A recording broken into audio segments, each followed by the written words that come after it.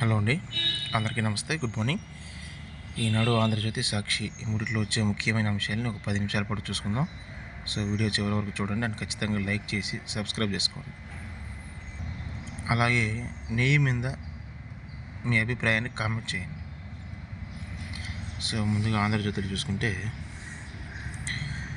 Tamper చేస్తే జైలుకే, మీ భూమిపై ఎవరి కన్ను పడకుండా రక్షిస్తాం, రైతులకు సీఎం భరోసా అంటండి. వైసీపీ హయాంలో అన్నదాతల భూములను 22A పెట్టి కాజేశారు. అట్లాగే భూ సమస్యలు పరిష్కారమయ్యే వరకు ప్రతి నెల 9న మేము ముందుకు వస్తాం. ప్రభుత్వ రాజమోదలతో పాసు పుస్తకాలు 2027 డిసెంబర్ నాటికి అందరికీ ఇస్తామని చెప్పేసి నిన్న అన్నారంట. క్యూఆర్ కోడ్తో మీ ఫోన్లోనే మీ భూమి వివరాలు చూసుకోవచ్చు. సీఎం లిఫ్ట్పై వైసీపీ అధినేత డ్రామాలు. 5 ఏళ్ళు రసాయనాలతో లడ్డూ కల్తీ చేశారు, అయినా కూడా సిబిఐ క్లీన్ చిట్ ఇచ్చింది అంటున్నారు. ఆయన బాబాయ్ కల్తీ జరిగిందని చెప్పారు. కర్నూలు జిల్లా కలుగోలు సభలో సీఎం వెల్లడింటండి. సో అట్లాగే నిన్న జగన్మోహన్ రెడ్డి గారి పరామర్శ యాత్ర జరిగింది కదా. సో అందులో 2 వ్యక్తులు చనిపోయారండి. ఒక వ్యక్తి వచ్చేసి ఆయన సర్పంచ్ అనమాట, వైఎస్ఆర్సీపీ సర్పంచ్. జగన్ గారి కోసం వెయిట్ చేసి హార్ట్ ప్రాబ్లంతో చనిపోయారు. ఇంకొక వ్యక్తి వచ్చేసి 17 ఏళ్ళు భార్గవ్ అనమాట. సో అతను ఏం చేశాడంటే బైక్ పైన స్టంట్లు వేసి యాక్సిడెంటల్గా చనిపోవడం జరిగింది. సో జగన్ బల ప్రదర్శనకు మరో 2 బలి. గుండెపోటుతో ఒకరు, ప్రమాదానికి గురై మరొకరు. సాగదీత యాత్రలతో పోతున్న ప్రాణాలు. తాడేపల్లి నుంచి ఇబ్రహీంపట్నానికి గంట, కానీ 7 గంటలు సాగిన జగన్ పర్యటన. గుంటూరు ఎత్తుగడే మళ్లీ అమలు. దారి క్లియర్గా ఉన్నప్పటికీ 5 కిలోమీటర్ స్పీడు. స్టంట్లు చేస్తున్న యువకులను ఆపున జగన్ అనుకో, పైగా రెచ్చగొట్టల తీరు.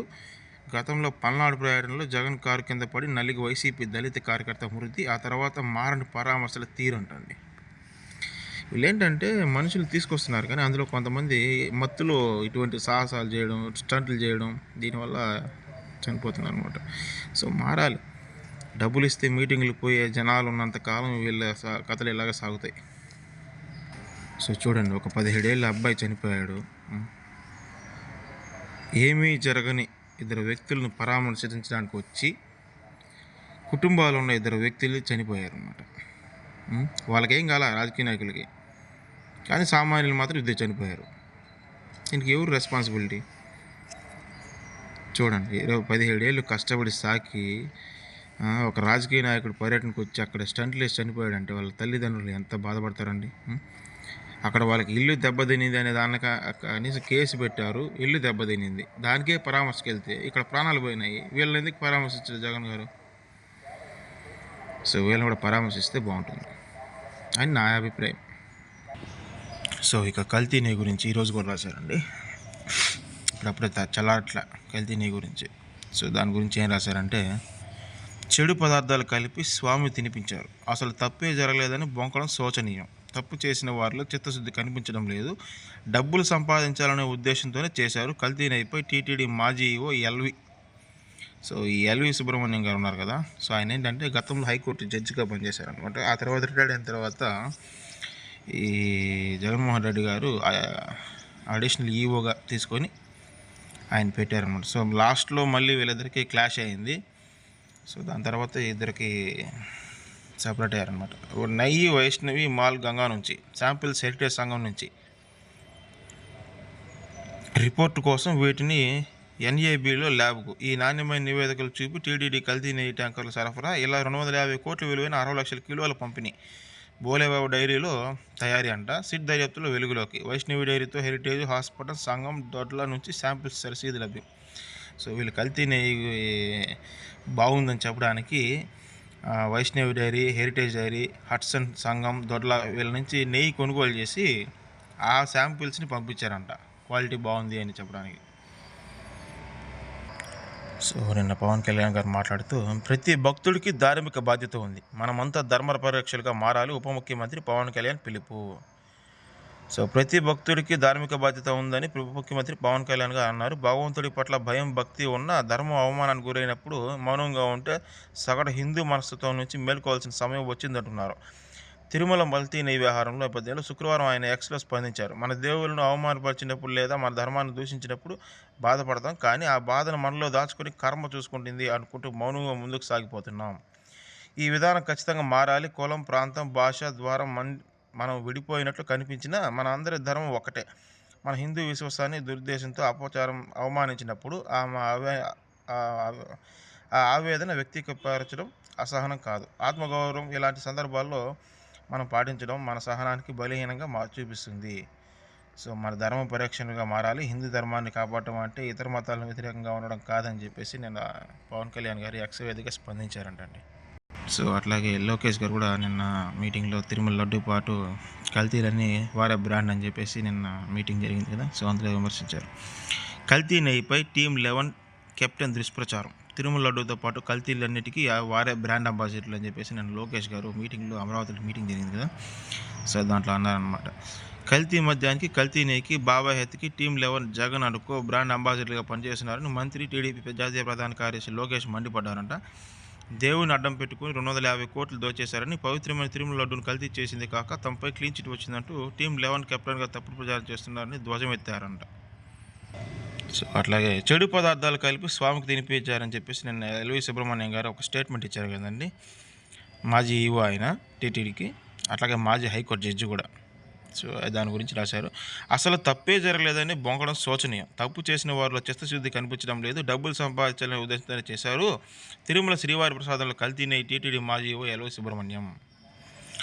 సో మనం అందరూ అత్యంత పవిత్రంగా భావించే లడ్డు ప్రసాదాన్ని కల్తీ చేసిన వారు చెడు పదార్థాలు కలిపి స్వామివారికి తినిపించారు. ఇప్పుడు అసలు తప్పే జరగలేదన్నట్లుగా బొంకడం శోచనీయం అని చెప్పేసి టీటీడీ మాజీ ఈవో రిటైర్డ్ ఐఏఎస్ అధికారి ఎల్వి సుబ్రహ్మణ్యం అన్నారు. శుక్రవారం ఆయన హైదరాబాద్లో ఏబిఎన్ ఆంధ్రజ్యోతితో మాట్లాడుతూ శ్రీవారి సన్నిధిలో పనిచేస్తున్న కొంతమంది అధిక ధనం సంపాదించాలని ఆశతో అక్రమాలకు పాల్పడి ఒడిగట్టారు. స్వామివారికి చెడు పదార్థాలు కలిపి ప్రసాదం నిర్మించడం మహాపాపమని తెలిపారంట.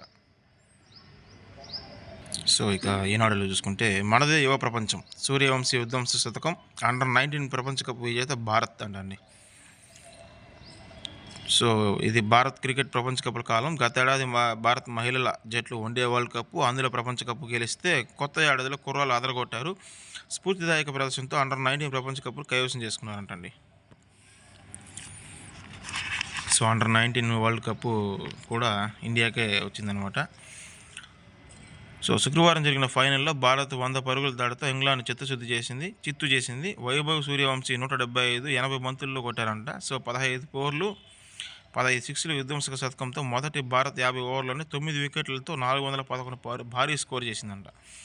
సో దాని తర్వాత ఛేదనలో ఇంగ్లాండ్ 40.2 ఓవర్లో 311 పరుగులకి ఆల్అవుట్ అయింది. అంబ్రీష్ 3/56 అంట అండి, 3 ఓవర్లకి 56 అంట. దీపేష్ 64కి 2 వికెట్లు అంట. కనిష్క్ 63కి 2 ప్రత్యర్థిని దెబ్బతీశాయి. అండర్-19 ప్రపంచ కప్ గెలవడం భారత్కు ఇది 6వసారి అంటండి. సో మంచి విషయం. సో అట్లాగే తిరుమల నెయ్యి గురించి రాశారండి డీటెయిల్గా. నేను ఎన్వి సుబ్రహ్మణ్యం గారు ఇంటర్వ్యూ ఇచ్చారు కదా, సో ఆంధ్రజ్యోతికి, ఆంధ్రజ్యోతి ఈనాడుకి. సో దాని గురించి రాశారు. తిరుమలకు కల్తీ నెయ్యి సరఫరా మహాపచారం, జంతు కొవ్వు కలవలేదు, రసాయనాలే కలిశాయంటారేంటి అని చెప్పేసి ఆయన అన్నారు. అంటే ఆయన ఉద్దేశం ఏంటంటే చేసిందే కల్తీ, మేము అది చేయలేదు ఇది చేయలేదు అంటారంటే అని చెప్పేసి నిన్న ఆ రేంజ్లో చెప్పారనమాట. శ్రీవారి దీపారాధనకు అదే నెయ్యి వినియోగిస్తారు. ఆ మహాపచారానికి లెంపలు వేసుకోకుండా ఇంకా బొంకుతారేంటి? ఏ రసాయనాలు కలిస్తే నెయ్యిలా ఉంటుందో వెతికి మరీ చెక్కిదా? పక్కా నేరం ఇది. తప్పు ఒప్పుకొని వారు ప్రాశ్చిత్యం చేసుకోవాలి. ఈనాడుతో తిథిది పూర్వ ఈవో విశ్రాంత ఐఏఎస్ అధికారి ఎల్వి సుబ్రహ్మణ్యం. అప్పుడు మీరు కూడా ఉన్నారు కదండి, మీకు తెలుదా? సో అదే అండి. Korea to Tirumala via Bhole Baba, కల్తీ నెయ్యిలో కలిపిన మోనోగ్లిజరిన్ రైస్ సరఫరా అలా తయారు చేసింది తిథి సరఫరా అంటండి. సో ఈ కొరియా నుంచి తెప్పించారంటండి స్పెషల్ కెమికల్. అందులో పామాయిల్ అది కలిపితే నెయ్యి సువాసనలో నెయ్యి మారుతుందంట. సో దాన్ని కొరియా నుంచి తెప్పించి బోలేబాబా దగ్గర కంపెనీలో దాన్ని రెడీ చేసి తిరుమలకు నెయ్యి పంపించారంట. ఎంత ప్లాన్గా చేశారు చూడండి. సో అట్లాగే అబద్ధాన్ని సృష్టించి దుష్ప్రచారం చేస్తున్నారు. ఇబ్రహీంపట్నంలో వైకాపా అధినేత జగన్ జోగి కుటుంబానికి పరామర్శ. ఇదే పరామర్శ చంద్రబాబు నాయుడు గారు చేస్తే సాక్షిలు వేస్తారా అండి? వేరు కదా, మీరు మాత్రం మెయిన్ పేపర్లు వేశారు ఏంటో. సో అట్లాగే పోలీసులను కవ్వేసి రెచ్చగొట్టేలా తిడుతూ, సో అదే మెయిన్. సాక్షికి కానీ లేదా వేరే న్యూస్ పేపర్లు కానీ ఉంటే తేడా ఏంటంటే వేరే న్యూస్ పేపర్లో మొత్తం వేస్తారు, కానీ సాక్షి పేపర్లో జగన్మోహన్ రెడ్డి గారి న్యూస్ మాత్రమే వేస్తారు. అదే తేడా. సో జగన్ పరామర్శ యాత్రలో వైకాపా కార్యకర్తల బరితెగింపు, జాతీయ రహదారిపై అడ్డంగా వాహనాల పార్కింగ్, సాధారణ ప్రయాణికులకు గంటల తరపు నరకం అంట. మరి మీరు పర్మిషన్ ఇచ్చారు కదా, మీరు ఇవ్వకపోయినా ఆయన వస్తారు, కానీ ఆయన ఆపాలి. మీరు ఆపకుండా పర్మిషన్ ఇచ్చి దాంట్లో ఏదైనా జరిగితే మళ్ళీ విమర్శలు చేయడం ఎందుకు? ఇవన్నీ పర్మిషన్ ఇవ్వకపోతే సరిపోతుంది కదా.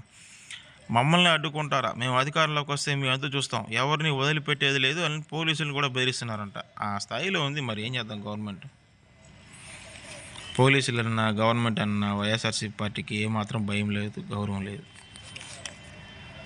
వాళ్ళని ఆపడానికి మెయిన్ టీడీపీకి బలం సరిపోవట్లేదా ఏంటో అర్థం కావట్లేదు. సమగ్ర కుటుంబ సర్వే ఆధారంగా బీసీ కోటా, స్థానిక సంస్థల్లో 34% రిజర్వేషన్ ఖరారు. ఇదే ప్రాతిపదిక. ఈ మేరకు ప్రభుత్వానికి నివేదించాలని బీసీ సంక్షేమ శాఖ నిర్ణయం. ముఖ్యమంత్రి చంద్రబాబు ఆమోదం తర్వాత ముందుకు. సో అదే అండి, సమగ్ర కుటుంబ సర్వే ఆధారంగా బీసీ కోటా నిర్ణయించాలని చెప్పేసి నిన్న బీసీ నాయకులంతా చంద్రబాబు నాయుడు గారికి వినతి పత్రం ఇచ్చారంట. అట్లాగే ఎట్టకేలకు చిక్కిన పెద్ద పులి, మత్తు ఇంజెక్షన్ ప్రయోగించి బంధించిన రెస్క్యూ బృందం అంట అండి. సో రాజమహేంద్రవరంలో 10 రోజులుగా ఒక పులి ఇచ్చేస్తుంది కదా, సో దాన్ని పట్టుకున్నారనమాట. ఇంకా సాక్షిలో చూసుకుంటే యాజ్ యూజువల్ జగన్మోహన్ రెడ్డి గారి మీటింగ్ జరిగింది కదా, సో 3-4 పేజీలు అదే వింటారు, చూద్దాం. సో యువ భారత్ సిక్సర్, అంతర్జాతీయ క్రికెట్ వేదికపై భారత్ కుర్రాళ్ళు మళ్ళీ అదరగొట్టారు. అద్భుత ఆటతో అండర్-19 ప్రపంచ కప్ను సొంతం చేసుకున్నారు. సంచలన బ్యాటర్ వైభవ్ సూర్యవంశీ మెరుపు సెంచరీతో పాటు కెప్టెన్ అయితే మాత్రే రాణించడంతో ఆయుష్ మాత్రే రాణించడంతో భారత్ 100 పరుగుల తేడాతో ఇంగ్లాండ్ ఓడించింది. ఆడిన 7 మ్యాచ్ల్లోనూ గెలిచిన భారత్ అజేయంగా ఈ టోర్నీ ముగించింది. సో నిన్న అండర్-19 వరల్డ్ కప్ వచ్చింది కదా ఇండియాకి, దాని గురించి రాశారు. ఇంకా యాజ్ యూజువల్ జగన్మోహన్ రెడ్డి గారి జనాలుండే ఒక ఫోటో వేసి మీటింగ్ గురించి రాశారనమాట. చూసుకుంటే పవిత్ర లడ్డూపై దుష్ప్రచారం ఆపి క్షమాపణ చెప్పాలి. చంద్రబాబు సర్కార్ కుట్రలపై వైఎస్ జగన్ నిప్పులంట. ఈ వార్త మార్చండి. నిప్పులు ఏంటండి? ప్రతిరోజు నిప్పులేనా? కొత్తగా ఏదైనా పదం పెట్టండి. విమర్శలు, దాడి, ఇటువంటివి ఏదైనా రాయండి, కొత్త పదాలు రాయండి. చాలా ఉన్నాయి కదా తెలుగులో. ఉందో లేదో తెలియని వాటి గురించే ఆయన క్షమాపణ లెంపలేసుకోవాలంటే 2019 నుంచి 2024 మధ్యలో అవన్నీ కాదండి. మెయిన్గా 2019 నుంచి 2024 మధ్యలో స్వామివారికి నిజమైన నెయ్యి వాడారా లేదా అనేది మాత్రం చెప్పండి చాలు. మిగతావన్నీ పక్కన పెట్టేసేయండి. వాళ్ళు పూర్తిస్థాయి ఉపాధ్యాయులే. Sarva Shiksha Abhiyan part time contract టీచర్లు, ఇన్స్ట్రక్టర్లపై సుప్రీంకోర్టు చారిత్రాత్మక తీర్పు అంటండి. ఉపాధ్యాయులతో తక్కువ వేతనానికి పని చేయించుకోవడం అంటే వెట్టి చాకరీనే. సర్వశిక్ష అభియాన్ ఉపాధ్యాయులకు కాంట్రాక్ట్ ఉద్యోగులుగా పరిగణించరాదు. వాటిని పార్ట్ టైం టీచర్లు పిలవడం మోసపూరితమే అవుతుంది. ఇతర పనులు చూసుకోకుండా ప్రభుత్వం నిషేధించింది. అందువల్ల వారు పూర్తిస్థాయి ఉద్యోగులను అవుతారు. అనుభవం ఉన్న వారిని తీసేసి కొత్త వారిని నియమించడానికి వీల్లేదు. తాత్కాలిక నియామకాలు కాకుండా రెగ్యులర్ నియామకాలు చేపట్టాలని, సర్వశిక్ష అభియాన్ కింద గౌరవ వేతనం చెల్లించాలని రాష్ట్రాలకు నిన్న సుప్రీంకోర్టు ఆదేశాలు జారీ చేసిందండి. సో మంచి విషయం. పాపం వాళ్ళు వేరే పనులు చేయనీయకుండా ఓన్లీ మా టీచర్లుగానే ఉండాలని చెప్పేసి అన్నారు కదా. సో అలా ఉంటే కూడా వీళ్ళకి పూర్తి స్థాయి జీతాలు ఇవ్వట్లేదట. అదే కాకుండా వీళ్ళకి ఉద్యోగ భద్రత లేదు కదా. సో అందువల్ల ఈ వాళ్ళని కూడా పూర్తి స్థాయి ఉద్యోగులుగా పరిగణించాలని చెప్పేసి నిన్న సుప్రీంకోర్టు తీర్పు ఇచ్చిందండి. సో అట్లాగే నిన్న మోడీ గారు విద్యకు సంబంధించి ఆయన నివాసంలో ఒక మీటింగ్ పెట్టారండి పిల్లలతో. సో దాని గురించి రాశారు.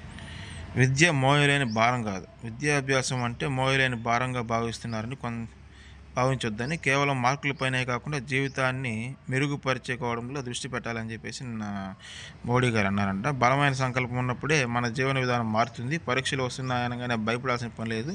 పరీక్షలను పండుగలా భావించాలి. ఒత్తిడిని జయిస్తే పరీక్షలో విజయం తథ్యం అని చెప్పేసి నిన్న మోడీ గారు అన్నారు కదా. సో దాని గురించి రాశారు.